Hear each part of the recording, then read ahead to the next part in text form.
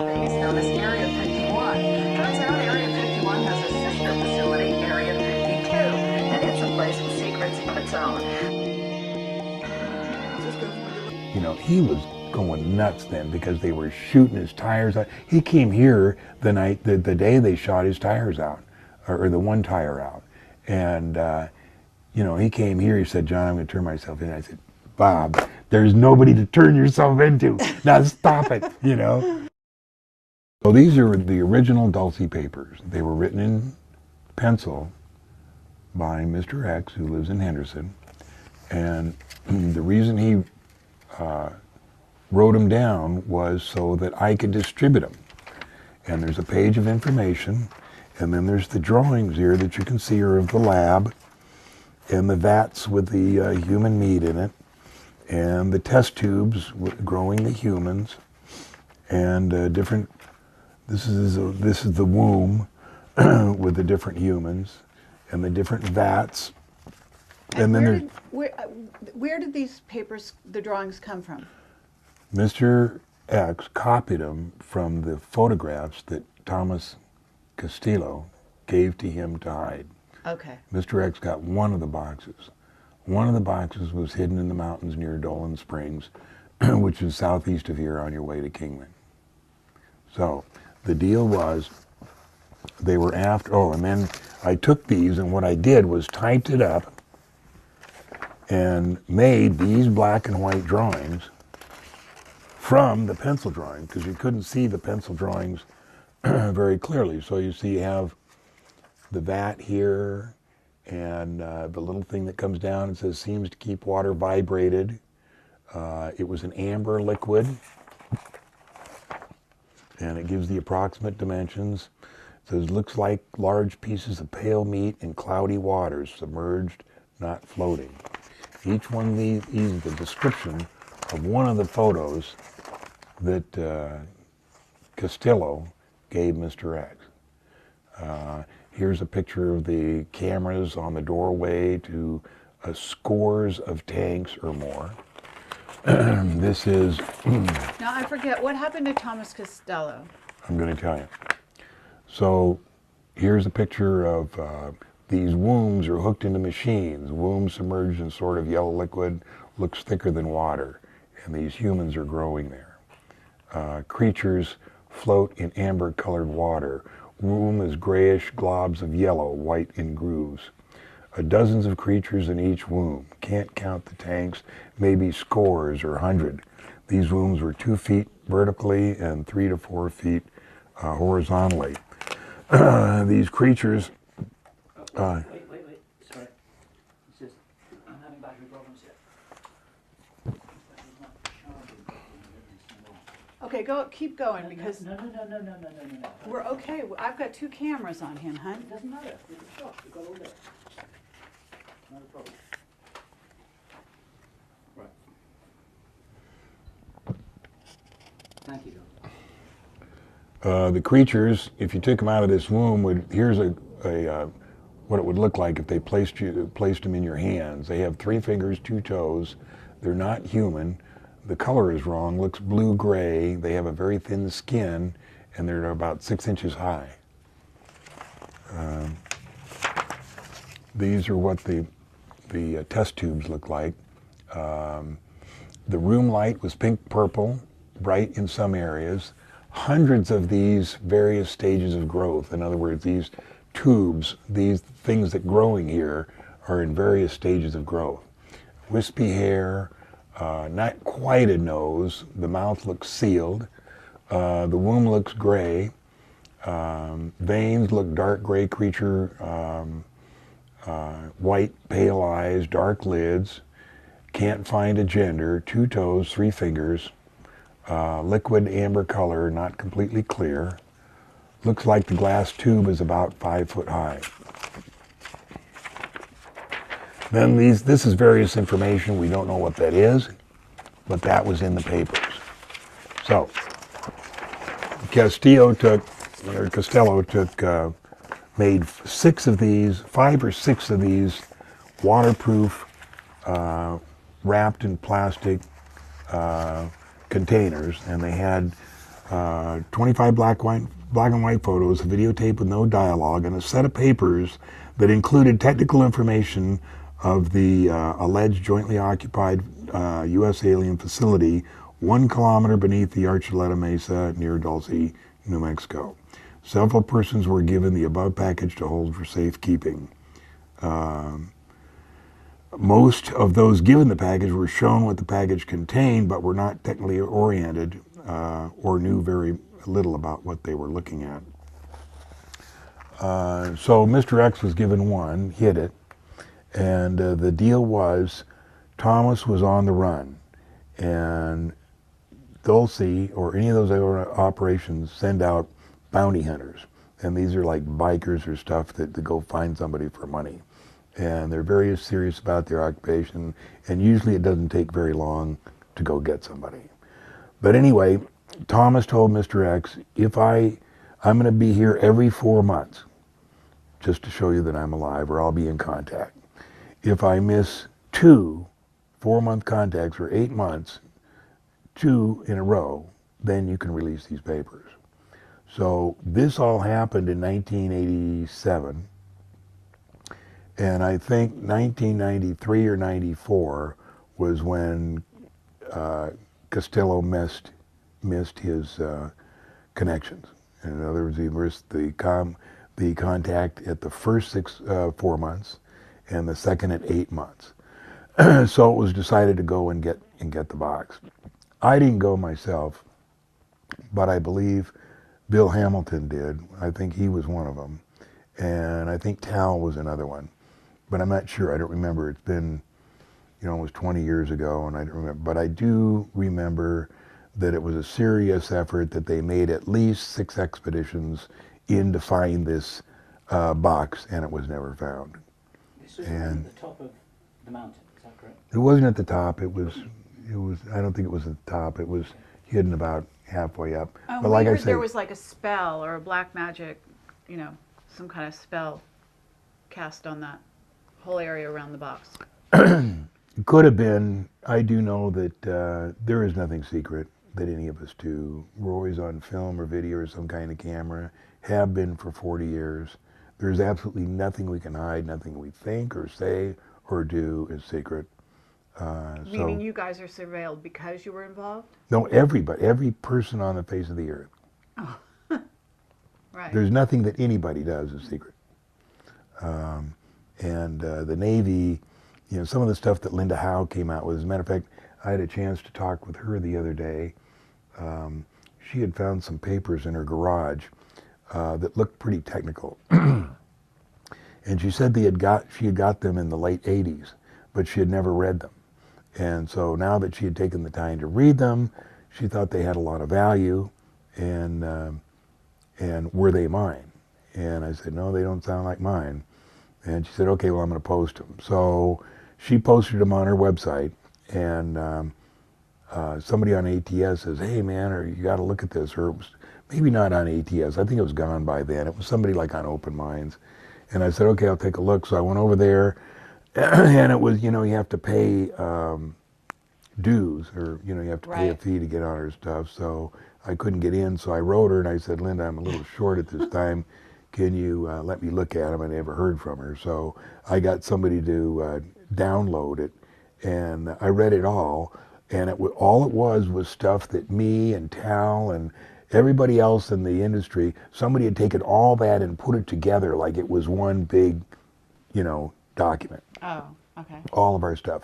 And there were some hidden phrases. The one I remember specifically was talking about a former Attorney General in Nevada named Brian, and I forget what his first name was. His last name was Brian, and it was spelled B-R-I-A-N, and his real name is B-R-Y-A-N.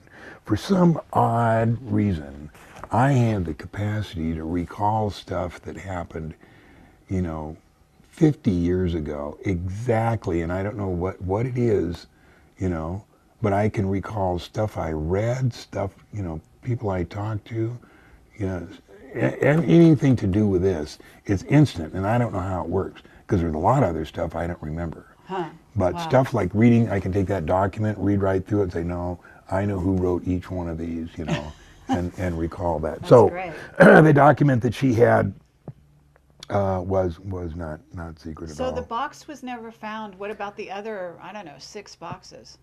Each one was given to a friend, and none of them was found. Okay.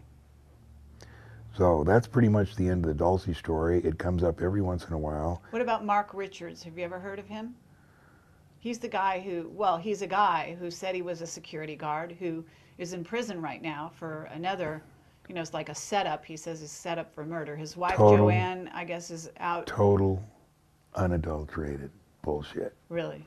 And that's from 3 of us who have researched that story backwards, forwards, upside down. That's the dark of the moon or something like that. I mean, it was crazy. When I started to read that, I actually paid for it. I sent, you know, actually paid real money for that story. And, you know, because he says he was a test pilot for my father and back in the late 40s, and that would have fit because, you know, he did use test pilots back in then, and some of it sounded pretty interesting. But then when I read the attack on Dulcie, and you know, the Dulcie story, the fight, what we call the Dulcie War, was not a war at all.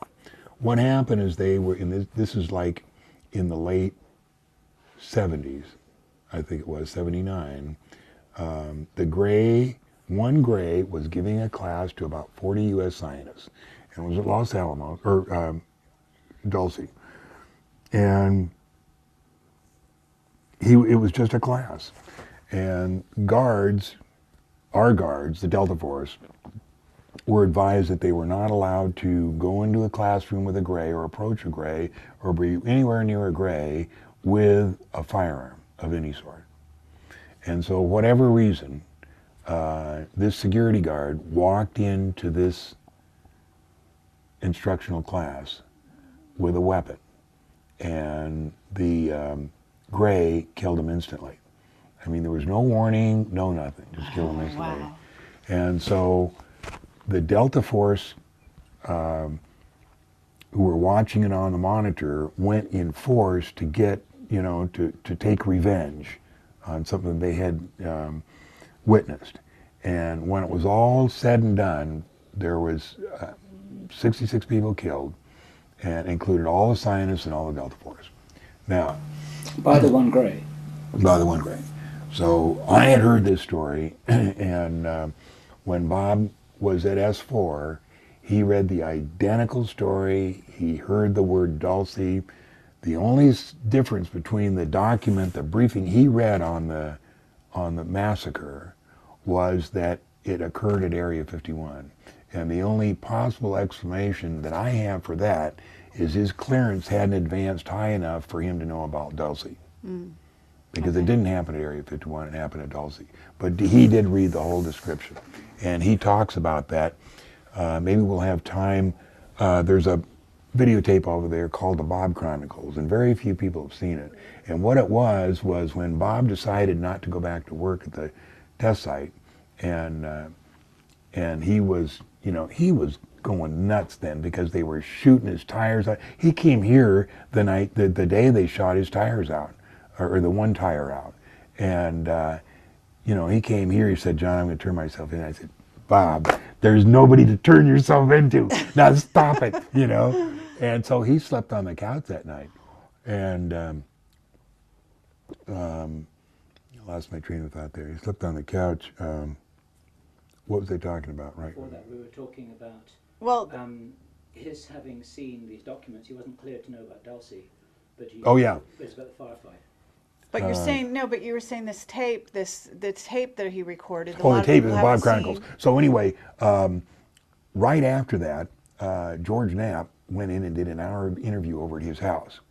And to get everything on tape that he could possibly tell us, so that if they did kill him, that at least we'd have that. And that was before we made the the Lazar tape. The Lazar tape, it took 3 or 4 months to do, and then that was a professional one. But what George wanted to do was get the meat of the information right now, So so you're that we saying had you it. have that? Yeah, it was right there. I gave it to Ron Garner? Garney the other day to put it on DVD. Did you? Is he going to try to sell it? I don't think so. I told him, no, it's we tried to get it. I talked to George about it, and he said, no, technically it belongs to Channel 8, so you can't do anything with it. I said, okay, I just show it to friends, to say Yeah, that. we'd love to see it. Sure. That'd be great. So in a Now- few minutes here, we'll take a little break, and I'll show that. I'd like to ask you how that dovetails into Phil Schneider's story about the firefighter Dulce. Well, Phil's a great guy. I met him on several occasions. It's a great story. I think there's aspects of Phil Schneider's story that are true, but I don't think the Dulce is, and I don't think he was in a Dulce firefight. Because everybody got killed there. And Well, isn't Phil's it possible there's more than one? firefights? Yeah. Possible, but Bob only read one. And the guys that I've talked to, a few minutes ago, we were talking about the insiders that I had met. And then the one insider I told you about that told me about building the piece of mining equipment that was so huge, and he doesn't know how it went to the moon. He talked about Dulce, and he said that he knew it as Section D, and there's other people that know it as Section D and not Dulce. Okay. That guy specifically, he was the insider. When I talk about an insider, this guy was on the inside, and he said, he told me stuff I hadn't heard before. For instance, I'd always heard that we'd been to the moon earlier than 1969. He says, yeah, we were there in 62. That we're on Mars in 66. Wow. He was the one that told me about the 4th astronaut being killed in Apollo 1 because he was there 2 hours later. They sent him specifically, and he didn't say why they called for him or what he did. But he said that instantaneously, as the fire was going out, NSA, who controls everything there, it's not NASA, it's a national security agency, they locked down the whole area. Nobody moved while they went in there, NSA guys, and removed that body. They had to, take Grissom and Chaffee and White and get that guy, because where he was sitting was down by the environmental control unit. And I'll show you what the Apollo module looks like, because when you first start talking about a 4th guy, they say, oh, there's no room, I've seen it in a museum. Well, there's plenty of room down there, because that's where they stored the moon rocks. And we're going to store the moon rocks. And the guy would stick his feet there and lay his head up on the instrument panel, and the astronauts would be laying this way, and he'd be laying that way. And what it was, there was always a 4th guy there to help them sort out their problems. Now, that particular day, Joe Shea was supposed to be there, and for some reason, Joe couldn't be there. And so this astronaut, whoever he was in there helping him sort these problems out. And in any book over there on Apollo that you read, the official story is that Walt Schirra met with Joe Shea at lunch and said, why don't you hook up an extra 4th headset in there and send somebody else in to go help them sort out their problems. And Joe Shea allegedly said, yeah, I think we'll try that out. And then the book goes on, each book goes on to say it was too difficult to do, that they would have had to hang wires out the hatch, and they had to seal the hatch, so they couldn't do it. And all that, of course, is bullshit. They had everything wired for a 4th astronaut in there just for that specific purpose, to help them sort through the problems. Now, Chuck, not McClellan. Clark McLean. What? Clark McLean. Clark McClellan. And I have talked at this at length, and to this day it hurts him to talk about it because it was so awful. But we've talked about what happened after that, and and his feeling is, he's the one that told me, he said it was not a specific kill, but they let it happen. They let him die. And this one really hurts, Clark.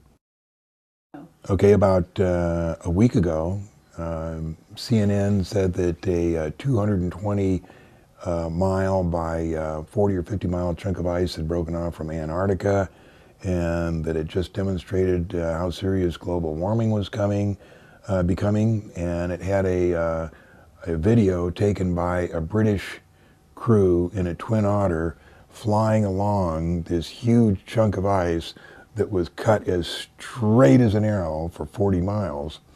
And this was trying to be sold to us, the public, as something that had just broken off, when it was obviously a direct energy weapon that had made all the square cuts on this. And they're using the weapons that they have, the direct energy weapons, to do all kinds of stuff like that.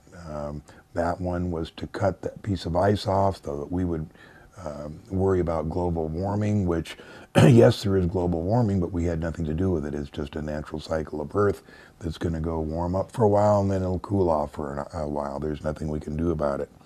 Other things they have done with that, certainly the Mura building in Oklahoma City was absolutely a direct energy weapon, no doubt about it. I'm sure that Timothy McVeigh is alive and well now. He was part of the operation.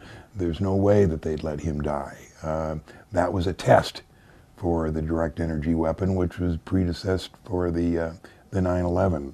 Talking about the Atlas V mystery launch, Atlas V is a missile that is one of our current missiles that we use to launch all kinds of things into space.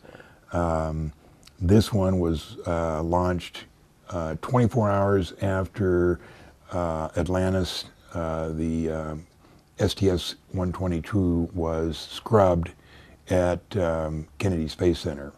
Patrick Air Force Base is right next to that. It's the military Cape Canaveral.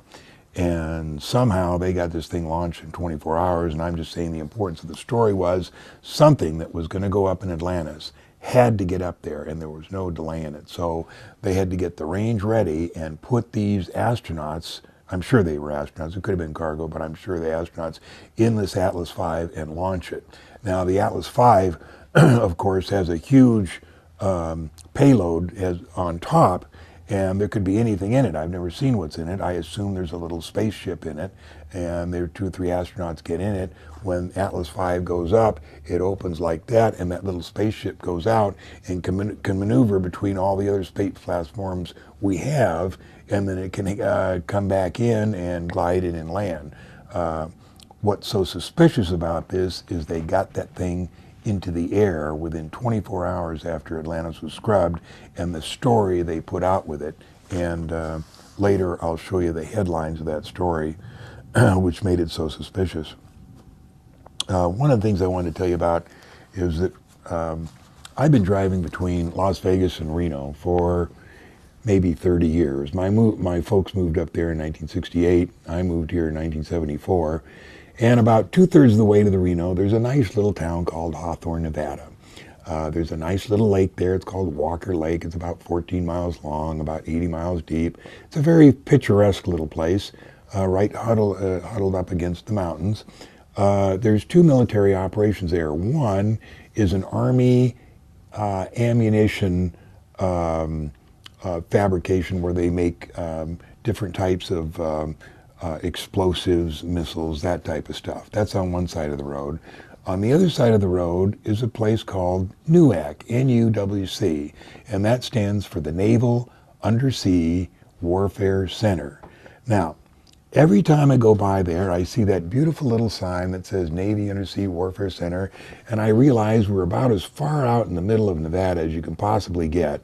All there is sand and mountains as far as you can see, and this little teeny lake. It couldn't possibly be used for undersea warfare training because it's not that big. So I've always wondered, you can look down in there, and it kind of slopes down towards the lake, and you see a couple of nondescript buildings, but nothing very interesting. So I've always wondered what that place is. Now, over the years of flying for the different airlines that I've had, I've talked to 3 different people who have said there's a submarine base there. Now, I've always, wondered, first of all, the submarines couldn't come up in Walker Lake. It just can't happen. It's too shallow. There's no way they could do that. And besides, there's a bottom to that, and they couldn't come up. So these people have been very knowledgeable who have told me this, and I've always wondered what the real deal was. So last August, I gave a talk at the San Jose UFO Expo West, and my topic was the civilization on the moon, when I talked about the civilization on the moon. And after it, a Navy guy came up in full dress uniform, and a young man, and thanked me for my talk.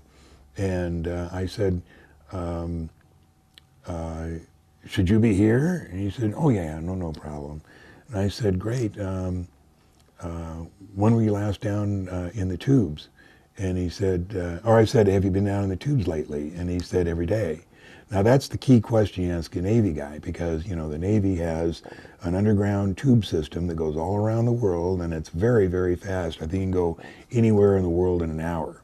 And it's very secret. It's been operational, since the 60s, and everybody knows about it, but it's a big, big secret, and it's a big Navy secret. I've known some really, interesting and top-level Navy guys, and I've never found anybody that actually admitted being down there except this one guy. So when he did that, I said, this guy's in. He knows it. So I met with him later, and he told me a lot of interesting things. Well, what's the description of the tubes? When you say the tubes, you're talking about like what, a high-speed train? Yeah, it's a high-speed train. It's about the diameter of this room, and they have little cars that you get into, and you lay kind of prone like this, and you pull the hood down there and go, and you're, anywhere in the world in an hour. Oh. I talked to this guy, and one of the things I said, do you know anything about Hawthorne? And he said, no. He said, why? And I said, well, there's the Naval Undersea Warfare Center there. Oh, yeah, I know what you're talking about. Yeah, I said, the entrance is in north of Fort Ord on Monterey Bay. And he said the Pacific Ocean underlies California, Nevada, and Idaho.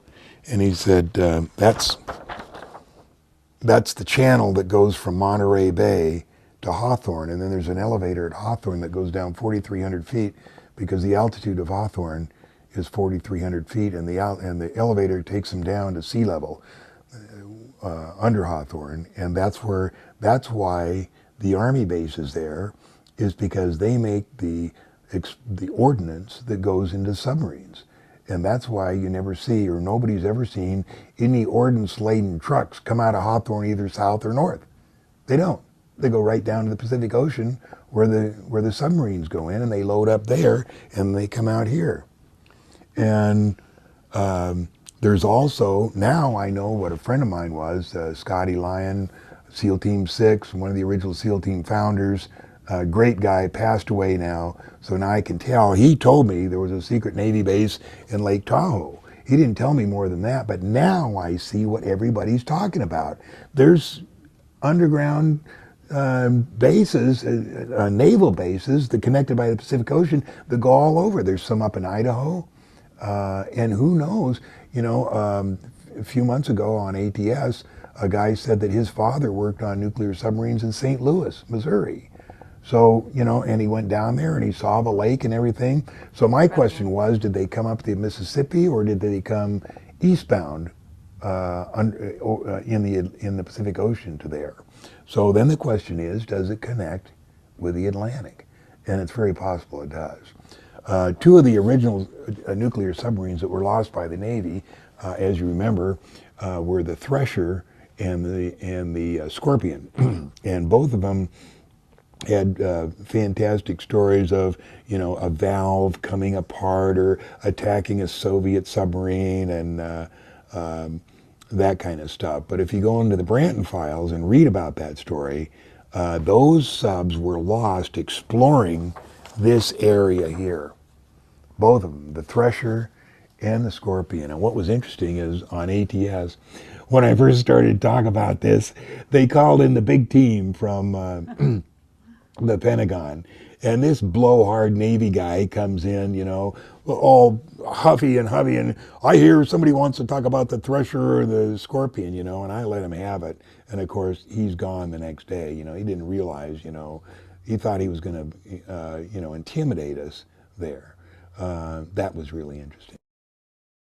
Now, one of the other things I heard about was computerized battleship. It's called Fleet 21. It exists. They just finished their sea trials southwest of Coronado.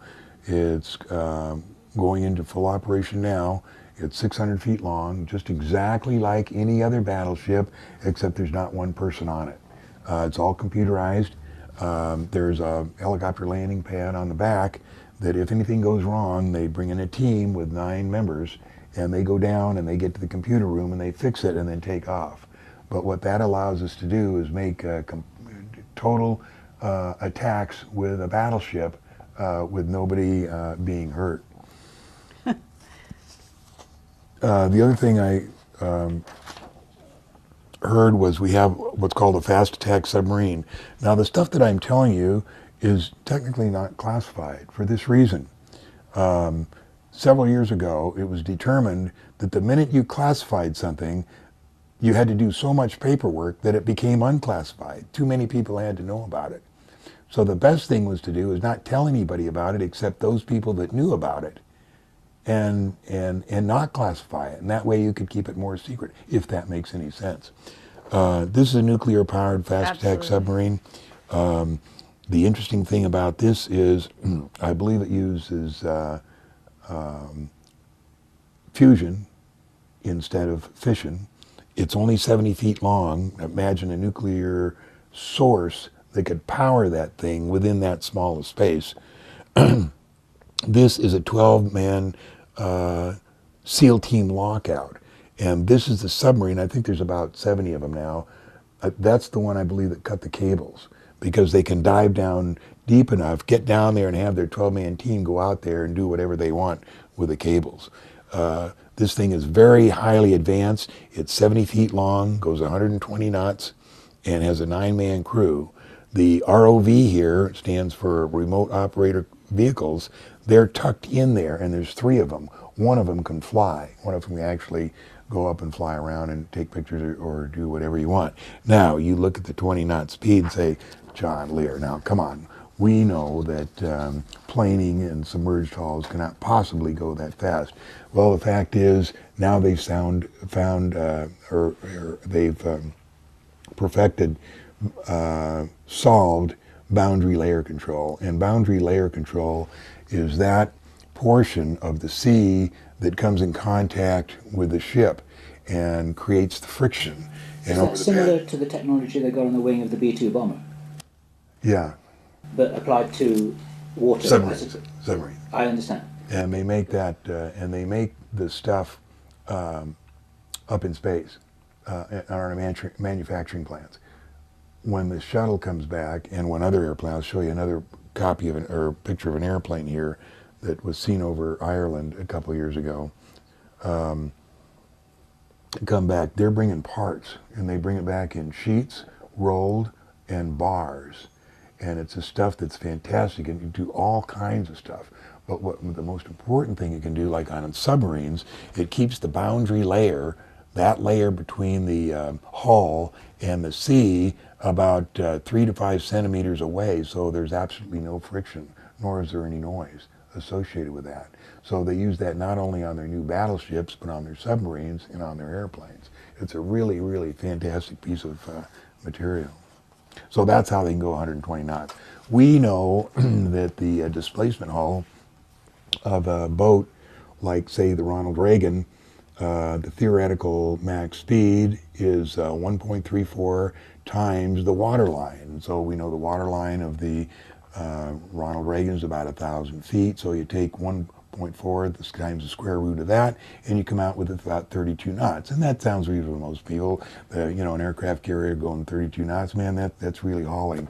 The fact is, I think the Ronald Reagan goes about 90 knots. The reason I think that is because the Enterprise definitely went 75 knots. I have friends that operated on that, and they said that whenever they had to go someplace fast, they would tell everybody to get below decks, you know, because weather was coming, and then they get it up to 75 knots. The reason they did that is, number one, they didn't want anybody figuring out how fast they went, and they didn't want it to get them blown off deck, because 75 knots is really rolling. That's almost 90 miles an hour, and you don't want anybody trying to walk across the deck when they're used to just maybe walking around in 30 knots. And then when you say, well, when they got there, wouldn't they ask any questions? No. The fact is, nobody asked any questions. TW-800 was shot down by a Navy submarine. It's been kept under wraps like that. I often hear people say, well, that's not possible, because we know that Navy guys are the most talkative in the world, and certainly somebody would talk. That's not true. Navy is one of the closest knit forces in the world.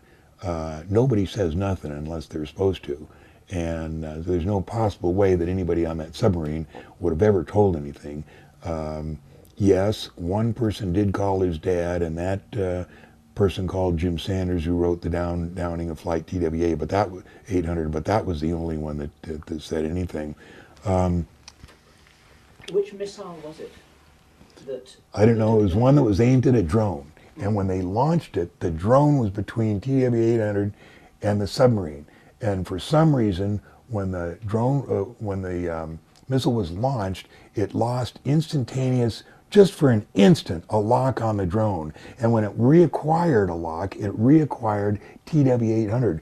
And when it went through TW-800, it went through first class, you know, knocked the nose off and caused the center tank, you know, to explode. So you're saying it was an accident? It was an accident. It was a Navy accident. They were just using it for live fire exercises, and they had done that forever. And that was the 5th airplane, the civilian airliner, that the Navy had shot down since 1963. The first one was Flying Tiger Line, who I worked for, a Lockheed Constellation over Guam, where a Navy pilot went up and he was just doing some, you know, aiming at the airliner going by, because he had nothing else to aim at, and then accidentally let a missile go and it shot down, killed everybody on board. And that accident was always, you know, unknown causes, but it caused Flying Tiger Lines to be the largest cargo carrier during the Vietnam War, and the Pentagon to authorize a separate Flying Tiger airline, which was called Flying Tiger Air Services, to run the extra flights down from Japan down to Vietnam. I mean, Flying Tigers made a fortune off that accident. And I was in close time. So, just before I lose the point, I'd like to compare the testimony here, because we were told by Henry Deacon, now he actually asked us to take this off our website, because he was curious about what had happened to TWA 800. So when he was on the inside, he asked around. He said it was a Stinger missile. It aimed exactly at the drone and just missed. It's exactly the way he said. It was a Navy genuine accident. He said the whole thing was covered up. He said the thing was right at the top of its classified altitude limit, which is higher than it's publicized, about 14,000 feet. That's possible, because it's publicized as 8,000 feet, and that's why all of us canceled the Stinger out. Yeah. Is it possible that a Stinger will be fired from a submarine? I thought a Stinger was handheld. No, I think the Stinger story and its classified altitude is, maybe we're trying to make it like terrorists fired it instead of the Navy. We would rather have terrorists fire it instead of our Navy, because the Navy just shot down the Iranian ship, so why did they shoot down? What Henry said was that it was a Stinger, but it was a Navy accident. It could have been. Whatever it was Navy. I doubt if a Stinger would be fired from a Navy vessel. There's too much evidence that the Navy did it. They did it, and I doubt if they did it with a Stinger. Okay. Stinger has an explosive on it, and there were no explosives in TW-800. There was only the fuel, which damaged anything, and that's for the record. Okay. Sanders did an excellent thing on that. But anyway, so that was TW-800, and it affected me directly, because what the FAA came up with an excuse, and you know, this is all Richard Clark's fault, you know, trying to blame it on center tank exposed wiring in a fuel pump. That's so impossible. I cannot even tell you. During the time of this investigation, I was flying Lockheed L-1011, which was a huge cargo airplane. It had a mammoth cargo door, and I was taking Boeing 777 cowlings from Wichita, where they were made at Boeing, to Seattle. And when we'd wait for this thing to be loading, and we'd talk with the Boeing guys, they were just furious that that the FAA and the NTSB were trying to lay this on arcing wiring of a fuel pump, because there is no wiring in a fuel pump that's anywhere near fuel. It's just ridiculous, and everybody was pissed off about the whole thing. I was pissed off because the FAA then said that you had to keep enough fuel to cover the fuel pump so that it wouldn't arc. Because, you know, if there's fuel there, it can't arc. It's only if there's fumes there will it arc. Well, on the L-1011, we had about 115,000 pounds of cargo capacity, and if we kept the center tank fuel pump covered, we lost about 2,000 or 3,000 pounds, and that was the make or break. And it eventually bankrupted Kitty Hawk, who I was working for. But anyway. But I want to ask you a question. Did you know Ben Rich? No, but No? I talked to people who did. Now, I'll tell you what Ben Rich had to do with this. First of all, do you know where he was born? Ben Rich was one of the most the biggest Mossad spy in the United States. I mean, he got the most classified information. Here's what happened. Here's how we got messed up with Israel. In 1947, when Israel became a state, Jim, I keep saying Anslinger. It's not Anslinger. James Angleton was chief of CIA in Rome. Okay, they sent Angleton down to Tel Aviv along with some guys at MI6 to form Mossad. And for some reason, however it happened, James Angleton got allied with Mossad like this forever. He was the mole. If you remember, in 1960, he was the head CIA director of foreign intelligence, and he was the guy that always was looking for the Russian mole. He was the Russian mole because, you know, he was so friends with Mossad, he'd tell Mossad stuff, and Mossad would pass it on to Russia. So when David Ben-Gurion in the summer of 1963 said, you know, we have to kill Kennedy. We have to. I'm tired of you threatening us with inspecting Dimona. It's none of his friggin' business. I don't want to hear any more from Kennedy. You kill him. He gave that order to Mossad and then resigned so that he couldn't be held responsible for it. Mossad then went to Angleton. The Kennedy assassination was not a CIA job, but it was greased by the CIA only because Angleton was in there with his buddies at Mossad. And he's the one that greased the skids for everything that happened in Dealey Plaza and the escape and everything. They were Corsican sharpshooters there, hired by Mossad.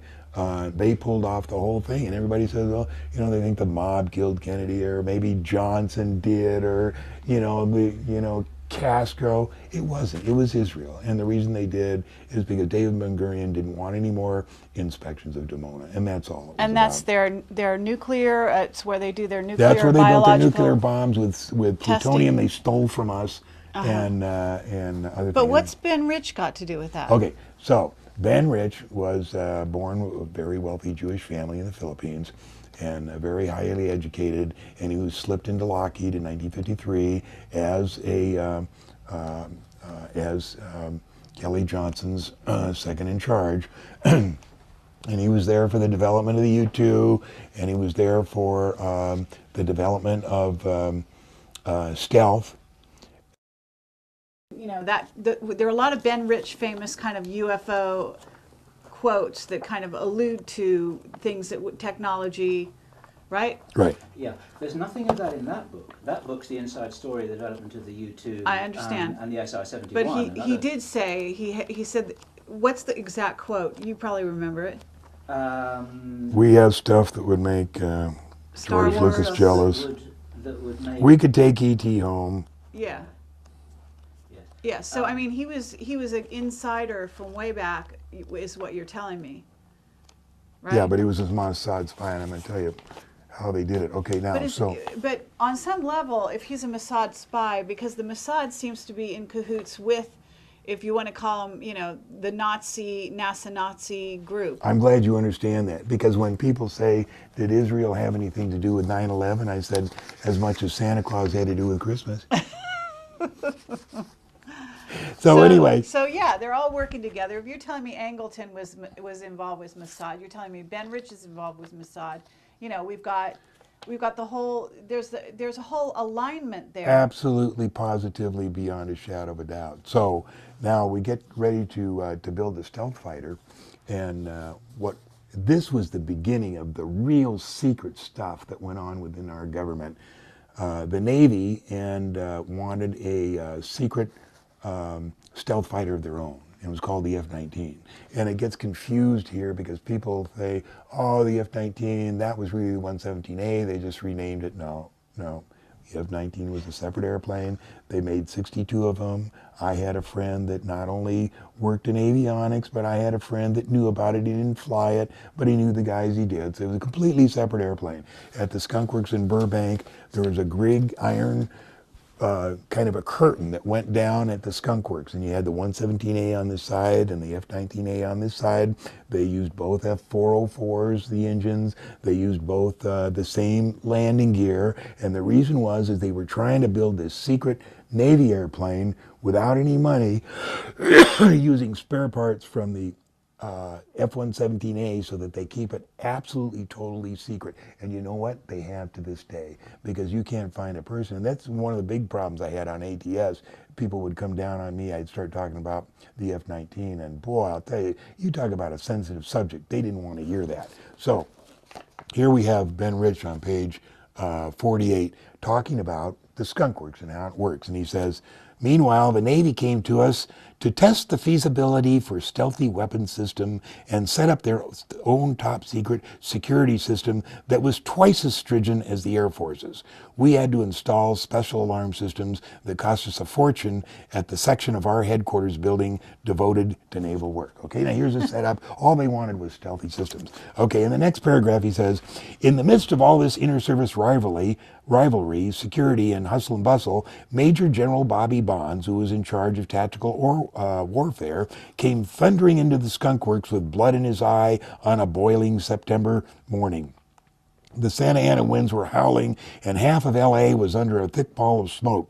My asthma was acting up, and I was in no mood for a visit.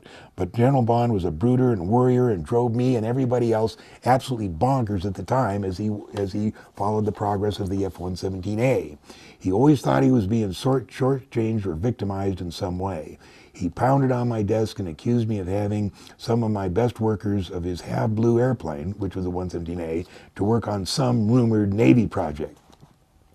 I did my best to look hurt and appeased Bobby, and even raised my right hand in a solemn oath. I told myself, so what? It's a little white lie. What else can I do?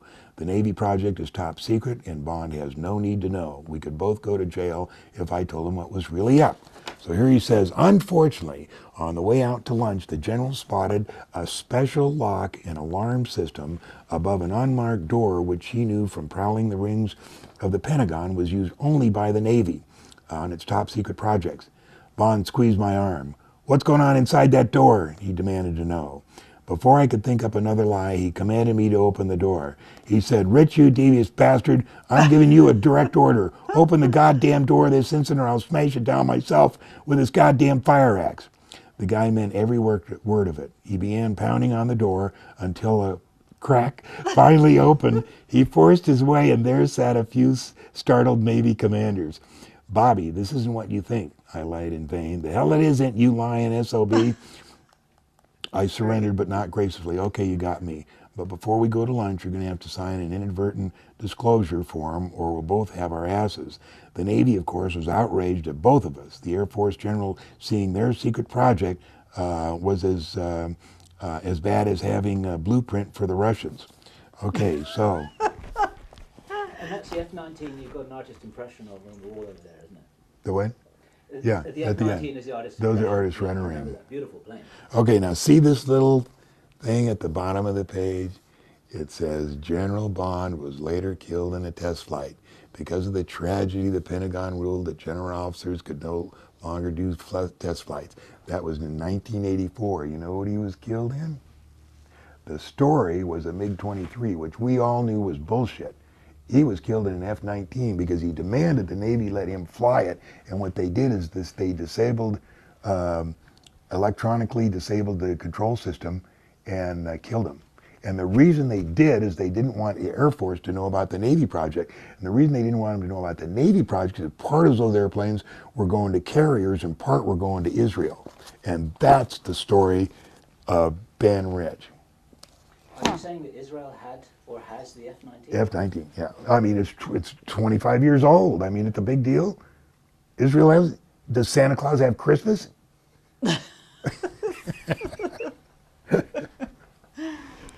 Great stuff. Okay, I want to ask you something else also.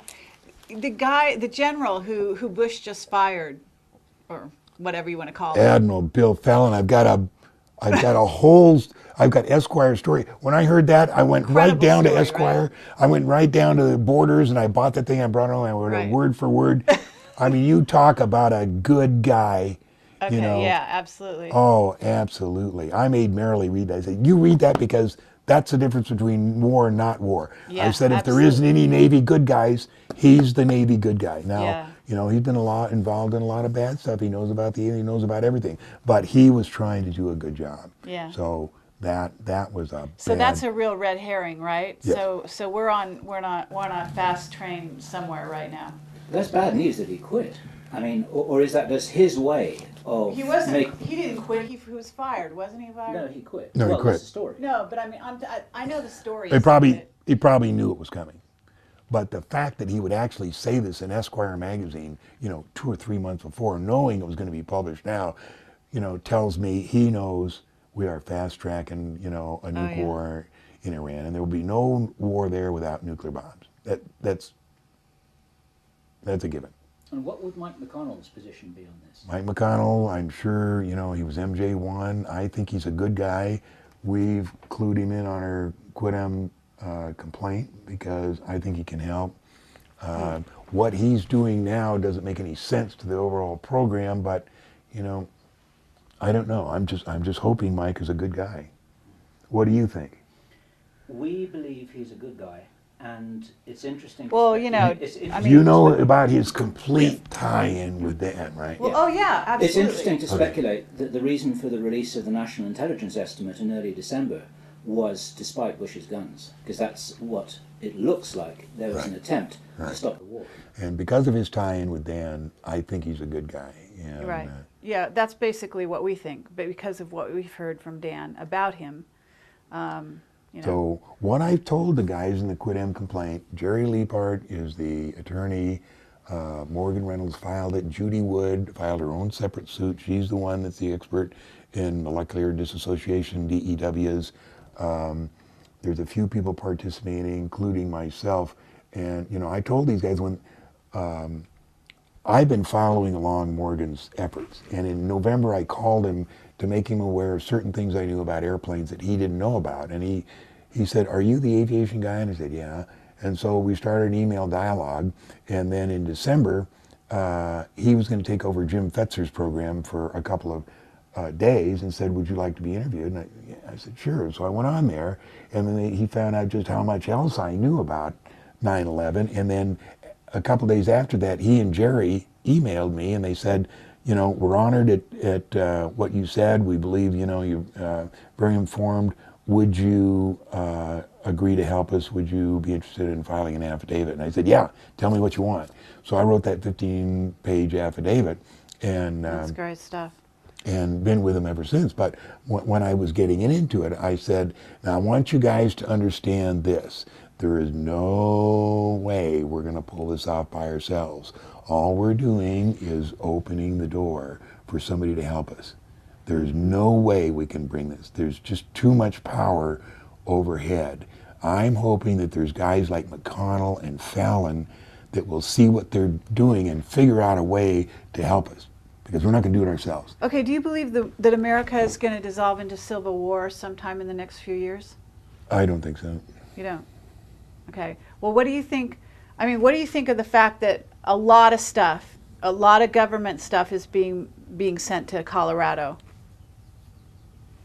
It could be some Colorado, say or it could be Denver is basically, you know, that I don't know, the Pentagon, everything else is moving to Colorado. I think it's Sandia, but I think Colorado is a cover story, but I could be wrong. I think it's all be sent right up there. As a matter of fact, let me undo this. 20 years ago, they were having trouble with keeping programs secret by using secret names.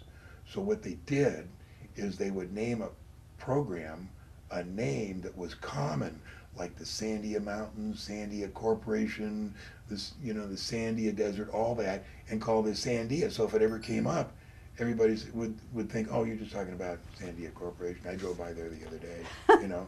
But no, that's the way they keep. Here's the spaceport on the far side of the moon, and I can just show you a NASA book with a NASA photograph, and you can just take your own magnifying glass and see that spaceport. There's no doubt about it. And you know why? Because the photo was taken in '68, and NASA didn't get serious about airbrushing until 1970. So I bought all those pre-1970 NASA photos, books, because they hadn't developed. Really? Have you ever told Hoagland about that? Yeah, as a matter of fact, we were on the George Norris show, and George showed him that, and he said, I said, now does that look like a space terminal to you, Richard? And he said, no, it looks like an airline terminal. Well, look, you can see this, the tube supports. I mean, there's no doubt about it. And here's the other thing. Here's a crater called Demoiselle. There is no doubt, you know, that areas like that, those are all houses, buildings, stuff like that. I mean, there's just no doubt. So anyway, the other day I thought, you know, I'd just like to see, I've got this photo that was taken by Lick, and so I got the other day, and I was going to enlarge it to see if I could see that. So I take this photo here, and I say, okay, it's right near good Sandy, and I look, it's all whited out. Look at, here's the beautiful fucking craters, and you look at that spot, are there any craters? No, it looks like there's a fog. You talk about something that really pissed me off. So anyway, I'm looking to see, to show you Sandia, and let me. Yeah, please do.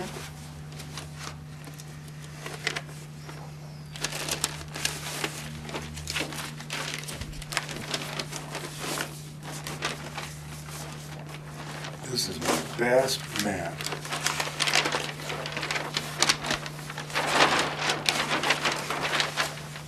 Here's Las Vegas. Right. Here's Groom Lake. Here's the Tonopah Test Range. Right. And here's Sandia. It's on the Paiute Mesa. There's a strip up there, and then there's two new strips out on the dry lake there. And then up here they got a really neat secret base. Ely. Let's see, here's Wilson Creek, Lincoln, Gouge. Oh, Ely, right out here. That's a dry lake there. And Well, that's in the middle of nowhere. That's a 10,000 foot strip there. That's a really secret one. You can drive by at 2 o'clock in the morning, and every once you'll see the lights go on now. The way you can tell secret bases Yeah. is the runway lights are blue. That's the Air Force. Really? But they really they've got Why are these. they blue? What's that? What's the significance of blue? That's just what the Air Force secret base run lights are, blue. So they've got this new deal here that's been in effect for like 20 years. Most of these things are underground, and when a pilot comes for an approach, only when he gets to be about 500 feet, the ground unzips like that. Oh, wow. And it just lands, and the ground could be forest, it could be a desert, it could be a cotton field. It just unzips like that. He lands, it zips back up, and then take an elevator and go down. Wow, that's great. So that's Sandia, and that's why it's called Sandia. There's two make people think that it's just a regular place. So you haven't had any exposure to time travel, to jump rooms, to... No, the jump room is great, and the other day, Ron Blackburn was over here because he gave my 6-year-old a computer, and I'll have to think about whether we should edit this out or not, but I was talking about jump room, and Ron said, "Oh yeah, I know that, it's jump technology." He said it just like that. "Oh, that jump technology, I know that." Okay, here's the, this is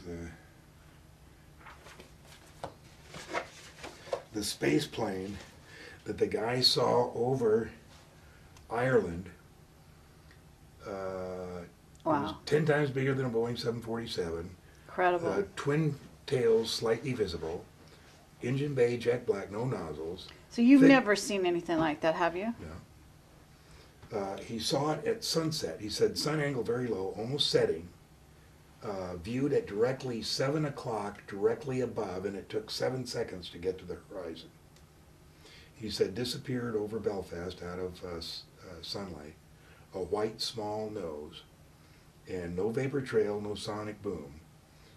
Demarcation of body sections visible, all dark gray. I had some correspondence with this guy. Oh, you did? Just a couple of months back, and we figured things out together. The thing must have been going 18,000 miles per hour. Miles Johnson. Yeah, that's correct. That's his name. These are his original drawings, and Oh, I wow. took them, I Well- made that. But when he first called me, he said, "Would you have any interest in this?" I said, "Of course, Miles. Send it, send it." He said, "Well, Now, you know what I did, John, was let me." I put him in touch with Mark McCandlish so that Mark McCandlish could make a real professional drawing Yeah. of the thing. And so the two have been working together so that Mark can add it to his file. And so those two have been having a lot of If fun. I had one planet I could go to, I'd pick Saturn, because they say that if you even got a look at it, your mind would be so boggled that you couldn't do anything for 3 days. I found a thread called "Are Extraterrestrials Real? As Real as the Nose on Your Face?" And it was 108 pages long, and it had been closed. And it had been closed because the guy, Sleeper, had been getting irritated with the questioners. So I started reading this thing, and about page 18, I said, "This is real. This guy knows what he's talking about. This fits in with everything I've ever read. I need to talk to this guy." So I finished the 118 pages, and I put them in that book over there that says Sleeper. And I emailed him, PM'd him, and eventually got to talking with him. And it was so fascinating. I said, would you like to come, would you mind coming back? I mean, people got to hear this stuff. And he said, no, I'll come back. And I said, okay, now just let me run interference for you. Don't talk back to anybody, let me do it. So I went to Mark Allen, and I said, I'd like to see if we could get Sleeper back. He said, well, he better behave himself. I said, okay, he'll behave himself. And that started the I'm Coming Clean on Extraterrestrials, and ran 250 pages. He had the most views, the most posts of any other thing. It was just an enjoyable, everybody would get up every day to see what the question, the answers were to some of the questions. So is And the pretty stuff up there still? What? Is the stuff still up there? Yeah, I believe so. And people, it eventually got the very few insults. Of course, you're always getting the guy that comes on and says, this looks like a whole load of horse pucky to me, and I'd handle it. I'd always get on there first thing in the morning and handle the guys, and so Sleeper wouldn't have to do it. It was great up until the very end. I mean, even at the very end, it was wonderful, and we had a lot of fun with it. Huh. And then, along with that, he wrote a blog called What It's Like to Spend a Day with an Extraterrestrial, and it's the most fascinating space story you've ever read. And he says at the beginning, he said, I forget exactly what he says. He says, this is written as a screenplay, but believe it or not, every word of it is true. And it's about going to Uranus and the people who live on Uranus and what the buildings look like. It's absolutely fascinating. So Great. I I'll have to think take a look at Sleeper is 110% genuine. And, you know, if it proves he's not, I'll be shocked beyond all possible belief, because, you know, everything he says is dead on. And, you know, when I talk about, you know, and he's taught me a lot of stuff, because, you know, when in the last few years and people ask me, well, what's it all about? And, well, I don't know, maybe the Greys are selling our souls, or, you know, doing the harvesting us. You know, I was wrong, you know. They're here to do a job. And Sleeper's the one that told us, and he puts us all throughout. He says, just try and live your life without envy, hate, and greed, and love your family.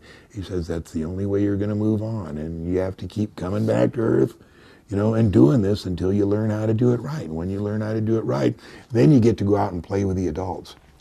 So Sleeper's the one that, you know, and when I started talking, it's really interesting to see the gentle transformation, because, you know, in the beginning he says, people would say, is John Lear right? Is there cities, people on the moon? And he says, no, there's nobody up there. And at the end, he said, yeah, John Lear's right. There are cities and people on the moon. It was a really neat transformation. It took a while to do, but for him to come out, but it was That's really great. cool.